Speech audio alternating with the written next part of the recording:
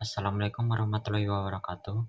Perkenalkan, nama saya Rayhan Alwi Nasrullah dari kelas 11 AK1.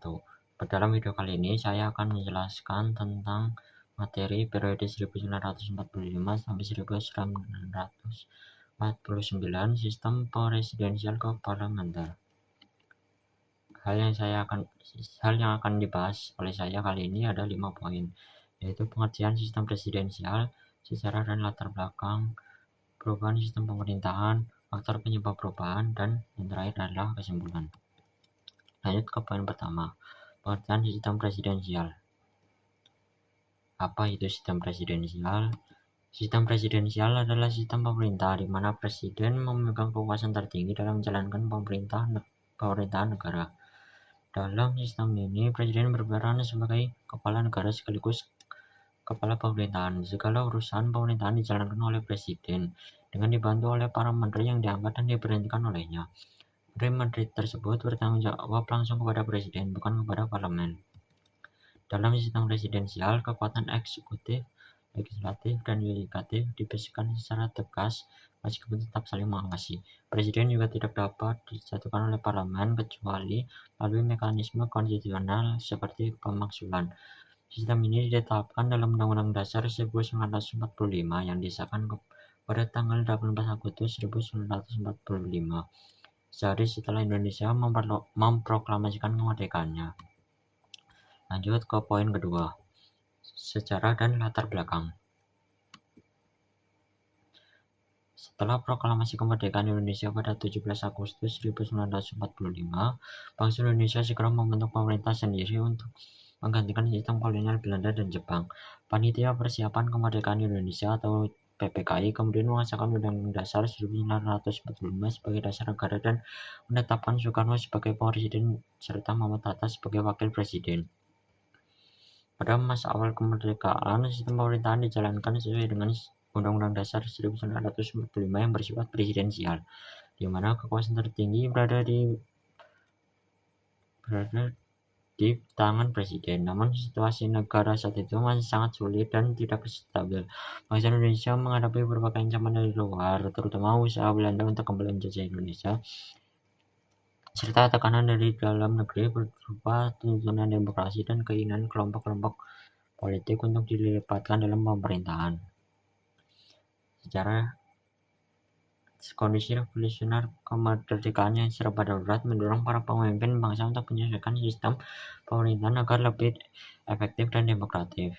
Jadi setelah muncul gagasan untuk mengubah sistem presidensial menjadi sistem parlementer. Lanjut ke slide ketiga, perubahan sistem pemerintahan. Perubahan sistem pemerintahan dari presidensial ke parlementer terjadi secara bertahap melalui beberapa kebijakan penting.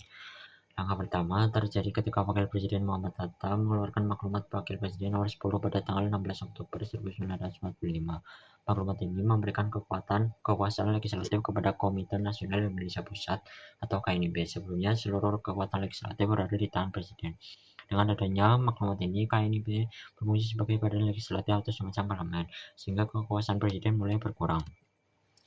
Kedua adalah keluarnya maklumat pemerintah pada 14 November 1945 yang menandai peralihan resmi ke sistem pemerintahan parlementer. Dalam sistem baru ini, pemerintahan dipimpin oleh seorang Perdana Menteri dan beberapa menteri bertanggung jawab kepada KNIP, bukan lagi kepada Presiden.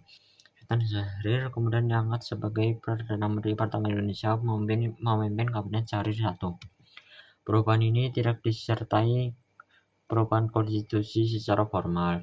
Undang-Undang 1945 tetap berlaku, tetapi secara praktik sistem pemerintahan Indonesia telah berubah dari presidensial menjadi parlementer.